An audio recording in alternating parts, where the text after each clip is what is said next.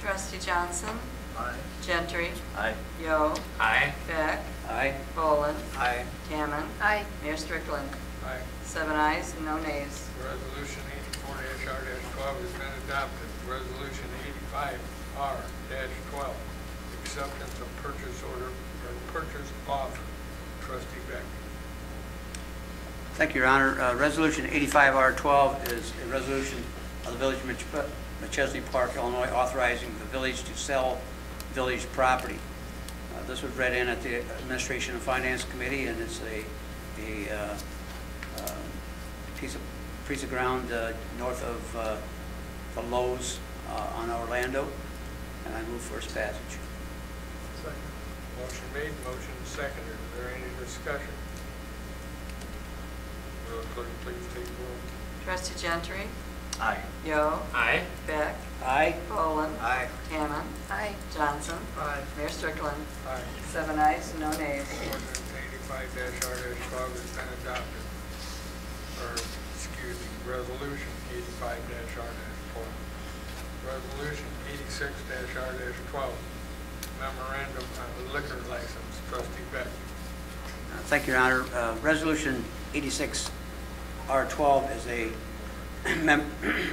a resolution to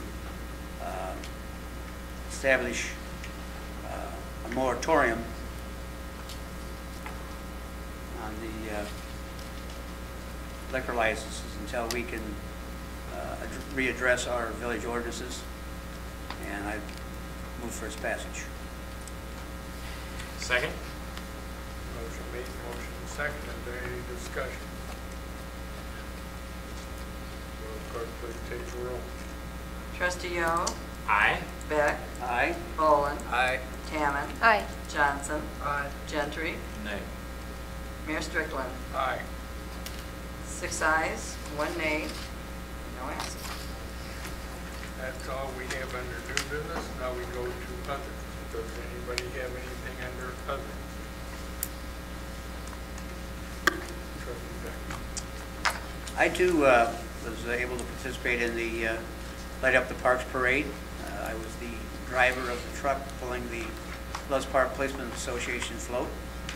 Very beautiful float, and the thing I was quite impressed with is the number of people, adults, that were sitting with their children wishing us a happy holiday as much as we were wishing them a happy holiday, and I thought that was pretty neat.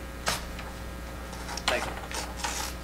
I was very impressed with the lovely shopping cart. I couldn't get over that. So, I don't know where they came up with that one, but anyway, from me to all of you, I wish you a happy Thanksgiving. I will be gone the rest of the week, so you guys all have a happy holiday. See you a week from today. Anybody else have anything under other?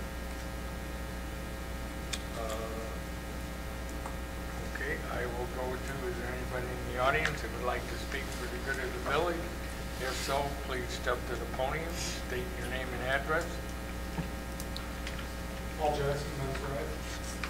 Happy Thanksgiving coming up every way up here. I do have a couple of questions. I don't know if you guys can answer them or not. Over the summertime, our kids like to play, have fun, and listen to an ice cream truck that stayed off of our street, and could never figure out why. We finally got one of the ice cream trucks to stop by, pulled up in our driveway, and had a chat with the ice cream person. They told us that they were not allowed on our street because our street was deemed dangerous. I'd like to know who deemed it dangerous, and why instead of deeming something dangerous, it's not being fixed. Ice cream, we were specifically told, and they told us that they're not allowed on our road because of the situation of our road. Can we fix the situation on our road that's been ongoing for such a long time?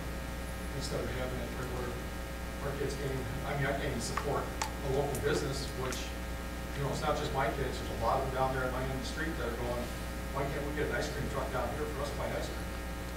And the only place they've been able to do it is pull up in our driveway or the neighbor's driveway, and then the kids all have to come to that driveway. So they're still crossing the road, they're still creating the same dangerous problem. The only difference is they got to cross the road without anybody there. I don't understand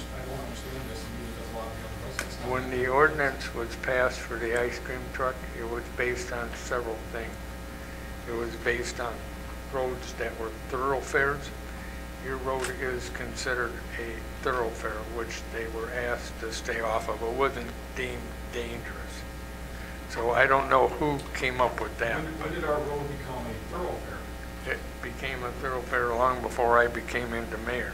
And that's why it was deemed that the ice cream truck could not stop on your road.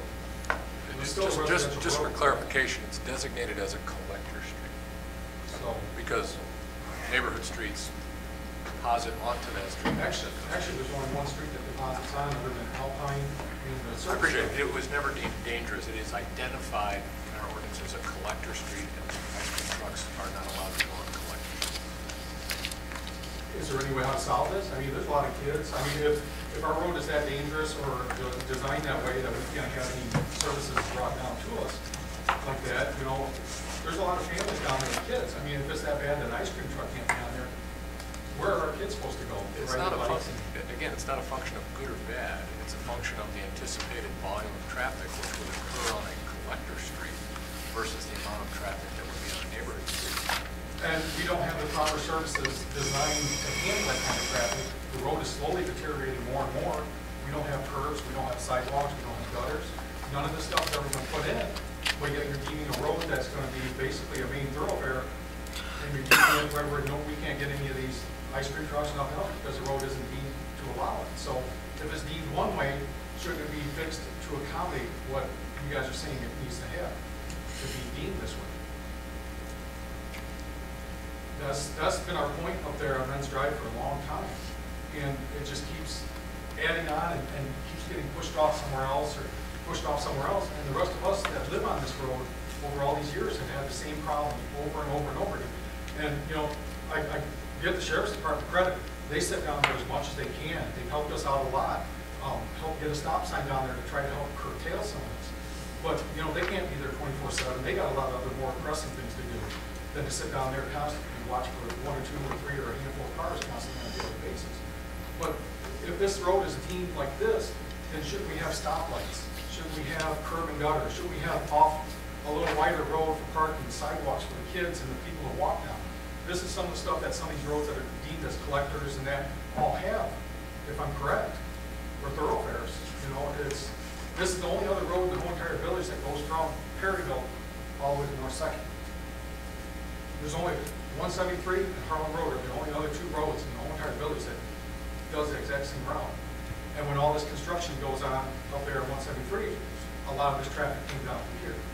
When it goes on again to next year to start on White and out 173, a lot of that traffic's going to come back through there again. And all that does is that puts more stress on us that live there, and we have a lot more to deal with. And it'd be nice if we could get some kind of help down through here. And that we've been asking for, I've been on the road for 20 years. I've lived there almost 20 years now.